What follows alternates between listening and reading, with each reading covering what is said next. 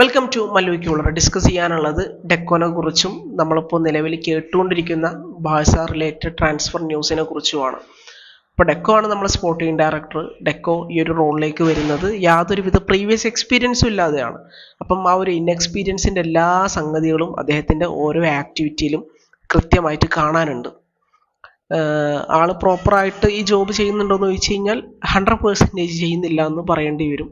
ഇപ്പോൾ കഴിഞ്ഞ സീസണിൽ തന്നെ നടത്തിയിട്ടുള്ള നമ്മുടെ ഡാനി ഓൾമോൻ്റെ സൈനിങ് 60 million ഒക്കെ കൊടുത്തിട്ട് ഡാനി ഓൾമോനെ കൊണ്ടുവരേണ്ട കാര്യം ഉണ്ടായിരുന്നില്ല.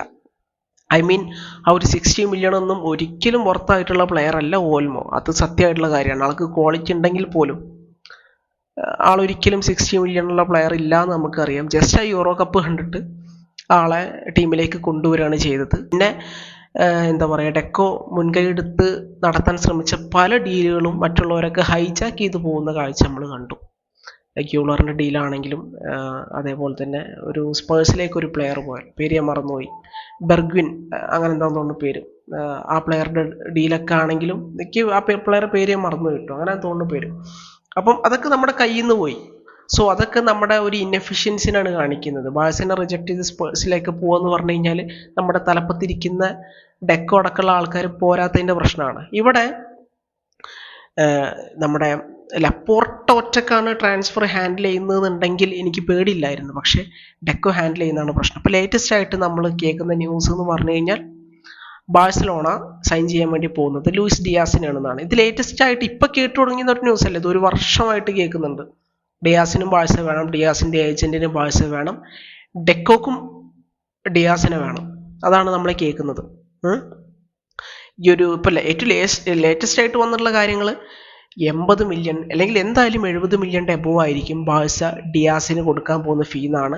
അത് കൊടുക്കാൻ ബാഴ്സ റെഡിയാണെന്നാണ് നമ്മൾ കേൾക്കുന്നത്. ഡെക്കോ റെഡിയാണ്. ഡെക്കോൻ്റെ ഏറ്റവും ഫേവറേറ്റ് പ്ലെയർ ആണ് ഈ ഡിയാസ്. ആ ഒരു പൊസിഷൻ ഫില്ല് ചെയ്യാൻ വേണ്ടിയിട്ട്, ആ ഒരു ലെഫ്റ്റ് വിങ്ങറിൻ്റെ റോള് ഫില്ല് ചെയ്യാൻ വേണ്ടിയിട്ടാണ് നമ്മൾ കേൾക്കുന്നത്. അപ്പം ആളുടെ പ്രൊഫൈൽ നോക്കുന്ന സമയത്ത് ആപ്റ്റായിട്ടുള്ള പ്രൊഫൈലാണ്, സംശയമില്ലാത്ത കാര്യമാണ്. ലെഫ്റ്റ് വിങ്ങറാണ്, പ്ലെയേഴ്സിനെ ഡ്രിബിൾ ചെയ്യാൻ പറ്റുന്ന ഒരു പ്ലെയറാണ്. പക്ഷേ ഈ 80 million കൊടുത്തിട്ട് 29 വയസ്സാവാൻ പോകുന്ന ഒരു പ്ലെയറെ കൊണ്ടുവരുന്നതിൻ്റെ ഔചിത്യം എത്ര ആലോചിച്ചിട്ടും മനസ്സിലാവുന്നില്ല. ഞാൻ പറയുകയാണെങ്കിൽ ഇതിലും ഭേദം ആ 80 million കൊടുത്താലേ ചിലപ്പോൾ റാഫേൽ ലിയാവിനെ കിട്ടും. പ്രായം വയസ്സൊക്കെ നോക്കുമ്പോൾ അല്ലെങ്കിൽ ലോങ് ടേം വൈസ് ഒരു 80 million ഇൻവെസ്റ്റ് ചെയ്യുന്ന സമയത്ത് അതിനൊരു ലോങ് ടേം വിഷൻ വേണ്ടേ? നമ്മുടെ ക്ലബ്ബ് ഇത് പഠിക്കാത്ത പോലെ, ഐ മീൻ ഇത്ര വലിയ എമൗണ്ട് ഒക്കെ ഇൻവെസ്റ്റ് ചെയ്തിട്ട് ബാക്ക് ഫയർ ചെയ്തത് വീണ്ടും അതിനൊന്നും പാഠം ഉൾക്കൊള്ളാത്ത പോലെ കളിക്കുന്ന കാണുമ്പോൾ വലിയ സങ്കടമുണ്ട്. സോ എനിക്ക് തോന്നുന്നത് ഡിയാസ് ടു ബാഴ്സ മിക്കവാറും നടക്കും. ഡെക്കോ അത് നടത്തുന്നതാണ് തോന്നുന്നത്. അപ്പം ഡിയാസിൻ്റെ ക്വാളിറ്റിൻ്റെ കാര്യത്തിലൊന്നും സംശയമില്ല. പക്ഷേ നമുക്ക് വേണ്ടത് ഇപ്പം ഡിയാസ് അല്ല, കുറച്ചുകൂടെ യങ്ങായിട്ടുള്ള പ്ലെയർ ആയിരിക്കും നമ്മുടെ ഒരു ലോങ് വിഷന് ഏറ്റവും നന്നായിട്ട് വരിക. ഫസ്റ്റ് ഏറ്റവും നമുക്ക് പറ്റുന്ന പ്ലെയർ എന്ന് പറയുന്നത് നിക്കോ ആയിരുന്നു. നിക്കോ നമ്മുടെ കയ്യിൽ നിന്ന് പോയി, അത് പോകാൻ പാടില്ലായിരുന്നു. നിക്കോ ടു ബാഴ്സ സ്ട്രോങ് ആയിട്ട് കേട്ടൊരു സമയം ഉണ്ടായിരുന്നു. ആ സമയത്ത് നമ്മൾ ക്യാപിറ്റലൈസ് ചെയ്യണമായിരുന്നു. അതും നമ്മുടെ സൈഡിൽ നിന്നുള്ള ഒരു പോരായ്മയായിട്ട് തന്നെ പറയാം. അതുപോലെ തന്നെ ഇനിയിപ്പോൾ ലിയാവോ ആണ് മറ്റൊരു കാൻഡിഡേറ്റ്. എന്തായാലും ലിയാവോൻ്റെ പല കാര്യങ്ങളിലും എതിർപ്പുണ്ടെങ്കിൽ പോലും, ആളുടെ ആറ്റിറ്റ്യൂഡ് കാര്യങ്ങളിലൊക്കെ എതിർപ്പുണ്ടെങ്കിൽ പോലും നമ്മുടെ ടീമിൽ വന്നാൽ അത് ശരിയാവും. ഫ്ലിക്കിൻ്റെ അണ്ടറിൽ ഇപ്പോൾ ആര് വന്നു കഴിഞ്ഞാലും അത് റെഡി ആവാനുള്ള സാധ്യത ഉണ്ട്. എനിവേ 80 million ഒക്കെ ചിലവഴിക്കുന്നുണ്ടെങ്കിൽ I prefer Leao over Dias, സംശയമില്ലാത്ത കാര്യമാണ്. ഒരു വിൻഡോയിൽ അറിയാം ഡെക്കോൻ്റെ കേപ്പബിലിറ്റി എന്താണെന്ന്. ചിലപ്പോൾ ഡെക്കോ നമ്മളെ ഞെട്ടിക്കും, അല്ലെങ്കിൽ ഒന്നാകെ പിടിച്ചങ്ങോട്ട് താഴത്തേക്ക് ഇടും. ഇപ്പോൾ ഡെക്കോൻ്റെ ഈ റീസെൻ്റ് ആയിട്ടുള്ള ഇൻ്റർവ്യൂവിൽ ആളോട് ചോദിക്കുന്നുണ്ട് ഗോൾ കീപ്പർമാരെ കുറിച്ച്, എന്താണ് ജോൻ ഗാർഷ്യനെ കുറിച്ചുള്ള അഭിപ്രായമൊക്കെ. അപ്പോൾ പറയുന്നത് ഗോൾ കീപ്പർമാരെ കുറിച്ച് എനിക്ക് വലിയ ഐഡിയ ഇല്ല എന്നാണ് പറയുന്നത്. പിന്നെ എന്താ പണി, ഇതൊക്കെ നോക്കലല്ലേ ഈ ചങ്ങായിൻ്റെ പണി. പിന്നെ നമ്മൾ കേട്ടെന്താന്ന് വെച്ച് കഴിഞ്ഞാൽ ഗോൾ കീപ്പർമാരെ സൈൻ ചെയ്യുന്നില്ല, വിങ് ബാക്കുകളെ സൈൻ ചെയ്യുന്നില്ല, സെൻട്രൽ ബാക്കുകളെ സൈൻ ചെയ്യുന്നില്ല എന്നൊക്കെ, മിഡ്ഫീൽഡർമാരൊന്നും സൈൻ ചെയ്യുന്നില്ല എന്നൊക്കെയാണ്. അപ്പോൾ വരാനുള്ളത് ഒരു ലെഫ്റ്റ് വിങ്ങറാണ്. സോ നമ്മൾ മൊത്തം പൈസയും ആ ലെഫ്റ്റ് വിങ്ങറെ മേലെ ഇൻവെസ്റ്റ് ചെയ്യാൻ വേണ്ടി പോവുകയാണെന്ന് സാരം.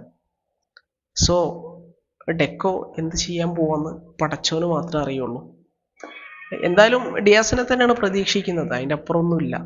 നമ്മൾ ഈ എന്താ പറയുക, കുത്തുവാളെടുത്തുക്കുന്ന സമയത്ത്, ഫിനാൻഷ്യലി മോശം സിറ്റുവേഷനിൽ നിൽക്കുന്ന സമയത്തും പിന്നെയും ഇത്ര വലിയ പൈസ മുടക്കിയിട്ട് എന്തിനാണ് അവർ സൈൻ ചെയ്യുന്നത്? ഇപ്പം ഫൈനാൻഷ്യലി ടോപ്പ് പൊസിഷനിൽ നിൽക്കുന്ന ക്ലബ്ബുകളുണ്ടല്ലോ, ഏറ്റവും വലിയ എക്സാമ്പിൾ ലിവർപൂളൊക്കെ നടത്തുന്ന സൈനിങ്ങുകൾ നോക്കിക്കേ, എന്ത് അടിപൊളിയായിട്ട് സൈനിങ് നടത്തുന്നത്. എത്ര ലോ കോസ്റ്റിനാണ് അവർ പലപ്പോഴും സൈനിങ് നടത്താറുള്ളത്. അവരെപ്പോഴും വേണ്ട പ്ലേയേഴ്സിനൊക്കെ അവിടെ ഒന്ന് നിർത്തുന്നു എന്ന് ഞാൻ പറയുന്നില്ല, പക്ഷെ നടത്തുന്ന സൈനിങ്ങുകൾ ഏറ്റവും ബെസ്റ്റ് നെഗോസിയേഷൻ ചെയ്തിട്ട് ഏറ്റവും ബെസ്റ്റ് പ്രൈസിൽ അവർ ചെയ്യുന്നുണ്ട്. ഇതെന്താണ് നമുക്ക് പറ്റാത്തത്? സോ ഡെക്കോ ഈ പൊസിഷനിൽ പറ്റിയ ഒരാളാണെന്ന് എനിക്ക് തോന്നുന്നില്ല. പണി അറിയുന്ന കഴിവുള്ള ആരെങ്കിലുമൊക്കെ നമുക്ക് ഈ ഒരു സ്പോർട്ടിംഗ് ഡയറക്ടർ റോളിൽ കാര്യങ്ങൾ ഹാൻഡിൽ ചെയ്യാൻ വേണം. അതുതന്നെയാണ് പറയാനുള്ളത്. ഡെക്കോനെ നമ്പണോ? നിങ്ങളുടെ ഒപ്പീനിയൻസ് എന്തായാലും കമൻറ്റ് സെക്ഷനിൽ പറയാം. Thank you.